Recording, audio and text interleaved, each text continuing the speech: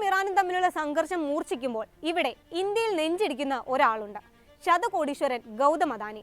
അദാനിയുടെ ഉടമസ്ഥതയിലുള്ള ഹൈഫ തുറമുഖത്തിൽ കഴിഞ്ഞ ദിവസം വൻ മിസൈൽ ആക്രമണമാണ് ഇറാൻ നടത്തിയത്. തുറമുഖം ഏറ്റെടുത്ത് 2 വർഷം പിന്നിടുമ്പോഴാണ് കമ്പനിയുടെ ഓഹരി മൂല്യത്തിൽ വരെ വലിയ തിരിച്ചടി സൃഷ്ടിച്ച് ഇറാൻ ആക്രമണം നടക്കുന്നത്. ഇസ്രായേലിലെ ഏറ്റവും തന്ത്രപ്രധാന മേഖലകളിൽ ഒന്നായ ഹൈഫ തുറമുഖം എങ്ങനെയാണ് അദാനിയുടെ കാൽക്കീഴിലായത്? ഇറാൻ ആക്രമണം അദാനി ഗ്രൂപ്പിന് എന്തുമാത്രം നഷ്ടങ്ങളാണ് സൃഷ്ടിക്കാൻ പോകുന്നത്? കഴിഞ്ഞ ദിവസത്തെ ഹൈഫ ആക്രമണത്തിന്റെ പ്രത്യാഘാതങ്ങൾ എന്തൊക്കെയാണ്? വിശദമായി പരിശോധിക്കാം.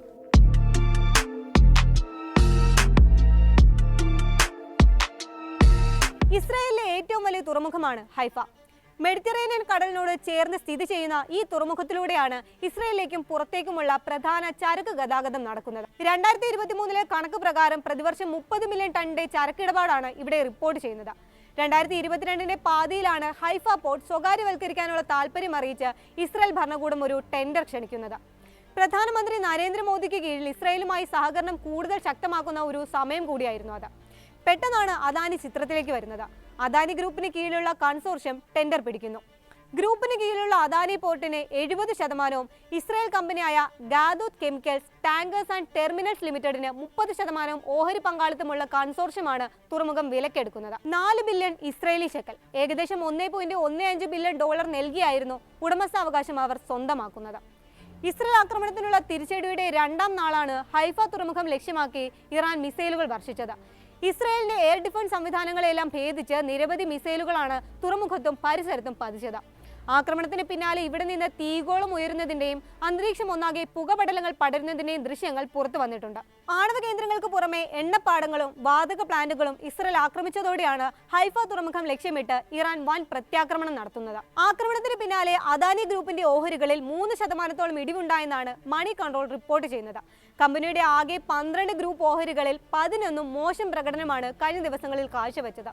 അദാനി ഗ്രൂപ്പ് ഓപ്പറേറ്റർമാരായ അഹമ്മദാബാദ് വിമാനത്താവളത്തിൽ നിന്ന് പറന്നുയർന്ന എയർ ഇന്ത്യ വിമാനം അപകടത്തിൽപ്പെട്ട് വൻ ദുരന്തമുണ്ടായത് കമ്പനിക്ക് തിരിച്ചടിയായിരുന്നു.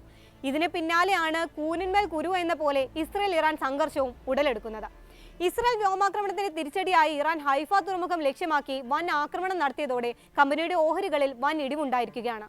തുറമുഖത്ത് സംഭവിച്ച കോടികളുടെ നാശനഷ്ടങ്ങൾക്ക് പിന്നാലെയാണ് ഓഹരി വിപണിയിലും വൻ തിരിച്ചടി നേരിടുന്നത്. ഇസ്രായേൽ ഇറാൻ സംഘർഷം മൂർച്ഛിക്കും തോറും ഹൈഫ തുറമുഖത്തിന്റെ സുരക്ഷ കൂടിയാണ് കൂടുതൽ അപകടത്തിലാകുന്നത്. ലബനാനോടും സിറിയയോടും തൊട്ടടുത്ത് നിൽക്കുന്ന വടക്കൻ ഇസ്രായേലാണ് ഹൈഫ സ്ഥിതി ചെയ്യുന്നത്.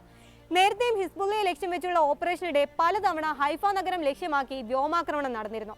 എന്നാൽ അദാനി ഏറ്റെടുത്ത ശേഷം തുറമുഖം ലക്ഷ്യമാക്കി ഇത്രയും ശക്തമായ ആക്രമണം നടക്കുന്നത് ഇത് ആദ്യമാകും. 2023 ആരംഭത്തിൽ അഥവാ ഗുരുതര സാമ്പത്തിക ക്രമക്കേട് ആരോപണങ്ങളുമായി ഹിൻഡൻബർഗ് റിപ്പോർട്ട് പുറത്തു വന്ന് കമ്പനി വൻ സാമ്പത്തിക തിരിച്ചടി നേരിട്ട് നിൽക്കുന്ന അതേ സമയത്താണ് ഹൈഫ തുറമുഖം വിലക്കെടുക്കാനുള്ള നടപടിക്രമങ്ങളെല്ലാം അദാനി ഗ്രൂപ്പ് പൂർത്തിയാക്കുന്നത്. കരാർ തുക മുഴുവൻ അടച്ചു തീർത്ത ശേഷം 2023 ജനുവരിയിൽ ഇസ്രായേൽ ധനകാര്യ മന്ത്രാലയം ഹൈഫ ഇടപാട് അന്തിമമാക്കുകയും ചെയ്തു. അന്ന് ഇന്ത്യൻ അംബാസിഡർ ആയിരുന്ന നാവൂർ ഗിലോൻ ഇടപാടിനെ കുറിച്ച് പറഞ്ഞൊരു കാര്യമുണ്ട്. ഞങ്ങൾക്ക് മെഡിറ്ററേനിയൻ കടലിൽ 2 തുറമുഖങ്ങളാണുള്ളത്. അതിൽ തന്ത്രപ്രധാനമായൊരു ആസ്തിയാണ് ഹൈഫ. അത്രയും പ്രധാനപ്പെട്ട ഒരു കേന്ദ്രമാണ് ഞങ്ങൾ ഒരു ഇന്ത്യൻ കമ്പനിക്ക് നൽകുന്നത്. ഞങ്ങളെ സംബന്ധിച്ചിടത്തോളം അതൊരു പ്രതീകാത്മകമായ ഇടപാട് കൂടിയായിരുന്നു. ഞങ്ങളുടെ സ്ട്രാറ്റജിക് കേന്ദ്രം ഇങ്ങനെ അവരുടെ കൈകളിൽ ഏൽപ്പിച്ചു കൊടുക്കുന്നതിലൂടെ ഇന്ത്യൻ കമ്പനികളെ ഞങ്ങൾ അത്രയും വിശ്വാസത്തിൽ എടുക്കുന്നുണ്ടെന്ന് കൂടിയാണ് വ്യക്തമാക്കിയിരിക്കുന്നത്. ഇന്ത്യക്കും ഇസ്രായേലിനും ഇടയിൽ കൂടുതൽ വ്യാപാര ബന്ധം ശക്തിപ്പെടുത്താനുള്ള അവസരം കൂടിയാകും ഈ കരാറിലൂടെ തുറക്കുന്നതെന്നും ഗിലോൻ കൂട്ടിച്ചേർക്കുന്നുണ്ട്. ഹൈഫ പോർട്ട് ഇടപാടിന് വളരെ മുൻപ് തന്നെ അദാനി ഗ്രൂപ്പും ഇസ്രായേലും തമ്മിൽ സഹകരണം തുടരുന്നുണ്ട്. 2018 അദാനി എന്റർപ്രൈസസും ഇസ്രായേൽ ഡിഫൻസ് കമ്പനിയായ എൽബിറ്റ് സിസ്റ്റംസും ചേർന്ന് ഹൈദരാബാദിൽ ഒരു ഡ്രോൺ നിർമ്മാണ പ്ലാന്റ് ആരംഭിച്ചിരുന്നു.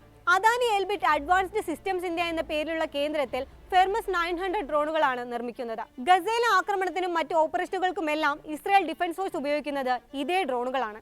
ഒക്ടോബർ 7 ശേഷം ഹൈദരാബാദിൽ നിന്ന് നിരവധി ഡ്രോണുകൾ ഇസ്രായേലിലേക്ക് കയറ്റി അയച്ചിട്ടുണ്ടെന്നാണ് വിവരം.